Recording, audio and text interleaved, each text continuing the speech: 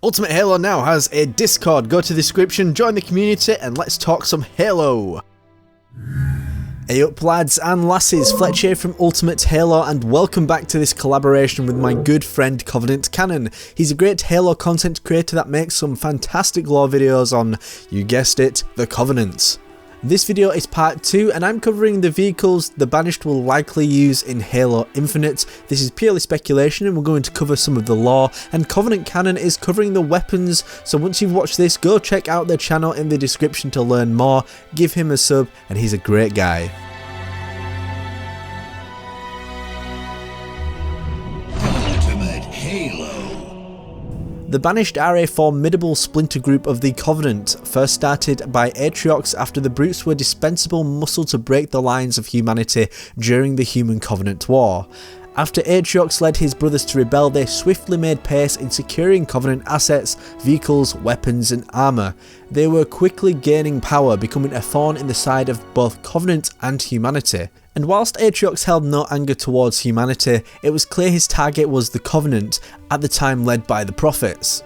Humanity would at times also be on the receiving end of their destructive force, but as the Covenant fell, Julimdar's Storm Covenant was washed aside and humanity started to stretch further into the galaxy, all whilst the Banished were carrying out operations to gain power and fortify their presence in the post-war Milky Way.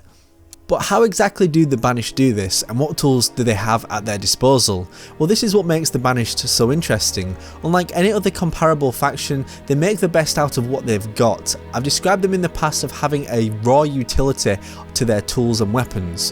One perfect example of this is picking up scrap to use as armour, like we see on Atriox. On his abdomen we can see he sports an ODST chest piece for extra protection, but also very likely as a war trophy considering how primitive their social behaviours are. Another example is found in their design language. The Covenant have always had a sleek aesthetic. Everything had round edges and was built to look advanced and subtle. This falls in line with the Prophet's known social attitudes, as the Forerunners described them as beautiful species, and this definitely leaks into their behaviours to architecture and overall design. But why in comparison are the Banished so interesting? Well, the Banished take a very different approach. Everything has sharp edges, scratch paint, and is intended to, on the whole, do damage up close and personal. I'd also like you to please note that I won't be covering all of the vehicles the Banished have in this video, just purely vehicles I expect to see in Halo Infinite, but let me know in the comment section which vehicle you'd like to return and why do you think Halo Infinite needs this.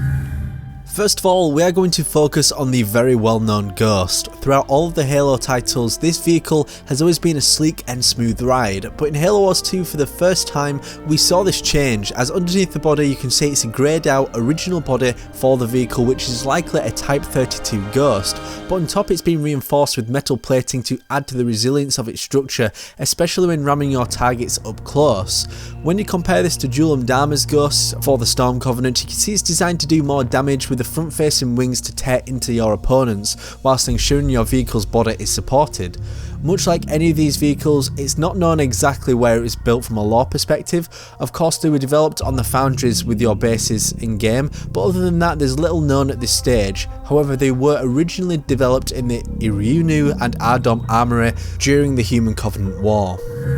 Next up we have the Banished SCARAB. Now the SCARAB is a vehicle we all know too well in Halo. It's treated as a boss battle and there are various ways to approach it. You can either attack it as an aerial threat, destroy the back casing and then take down the core, or you can disable the legs, board it from the back, take down the enemies on board and similarly take out the core once again. Now the SCARAB that the Banished used, while similar in many functions, does deviate in both design and utility. As mentioned, prior to the Human Covenant War, the SCARAB has enemies on board, causing trouble from above. This makes it useful because even though it's not nimble, it keeps infantry away and deters them from trying to scale up or approach the legs to do damage. But with that said, the Banished's version does not have this luxury and is entirely plated with armour, with just one supervisor with Letgolo worms controlling it. In terms of armaments, this vehicle has highly unstable plasma beams that cause heavy damage to ground infantry and Thrasher missiles for air defence, whereas the usual counterpart purely uses fuel rod rounds, which also travel rather slowly.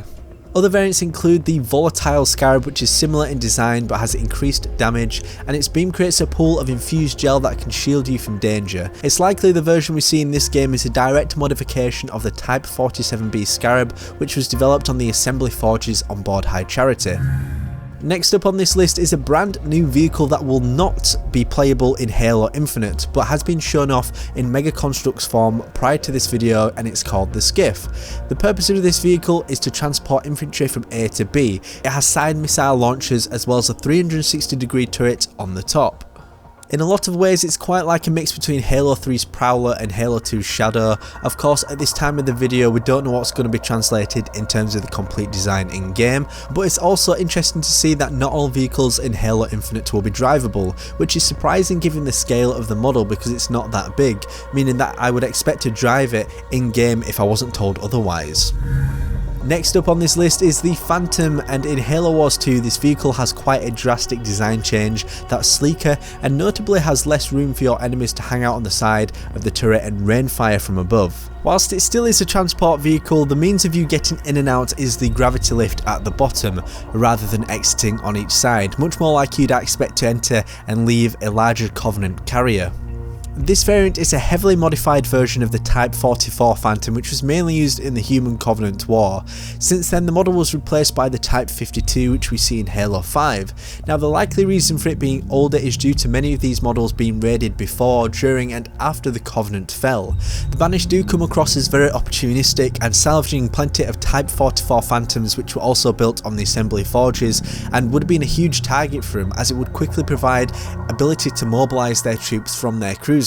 And I do think that leading into Halo Infinite, this design will alter for enemies to jump in and out of the sides, but this is also a very cool variation. Speaking of flying vehicles, a Halo game wouldn't be a Halo game without a Banshee, and this is one of my favourite versions so far. Halo Wars 2 had a fantastic design, and the Banished actually updated this design to reflect the look of an aerial predator on their homeworld Doisac. From what we've seen in the Mega Constructs version of Halo Infinite's version, it's very much a similar build, but it goes for more of a rounded look at the back. Overall, as designs, I think many vehicles will return to look smoother in Halo Infinite, but I think this new design is a great compromise. It's more akin to the classic look of the Halo Banshees, but the front plating also screams Banished along with the red colorization. It is likely they are modifications of the Type 26 Banshee which were made on the assembly forges prior to the Great Schism, and post-Human Covenant War production was then moved to Lodum Armoury.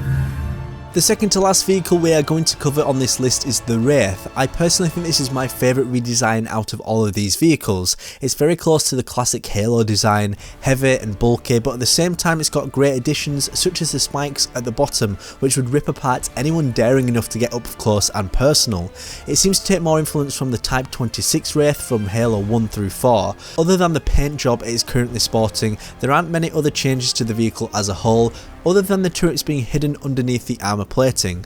This variant is something I would love to see in Halo Infinite, as the lower spikes will be great to flip and stab enemy vehicles and get them trapped underneath you as you boost. I would also just like to point out the WRAITH Invader. This is a fantastic variation of this vehicle. It goes to show how the Banished are really clever at taking existing things and merging them together, just like every other vehicle. But in this instance, it was Pavian taking damaged mortar tank hulls and repurposing them to be heavy troop carriers. I just think it's a great idea, and I think if Halo Infinite can leverage this, I think this is quite similar to the previous Halo Infinite non-drivable vehicle earlier, but it does look great. The last vehicle for this video is the Brute Chopper.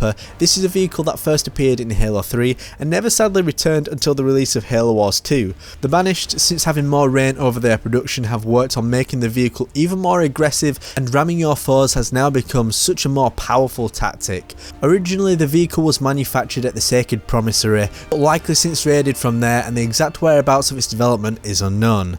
So overall guys, these vehicles are really interesting in Halo Infinite. Hopefully they do appear, but Halo Wars 2 was a great starting point for us to really experiment with vehicles. Once again, my name is Jack Fletcher. I do want you to let me know in the comment section down below which vehicle you would like to return in Halo Infinite. Are there any different ones you would like to try out? Let me know, and make sure you go to the link in the description to check out Covenant Canon's very in-depth and detailed video on the weapons of the Banished, because there are some things you definitely don't want to miss out on.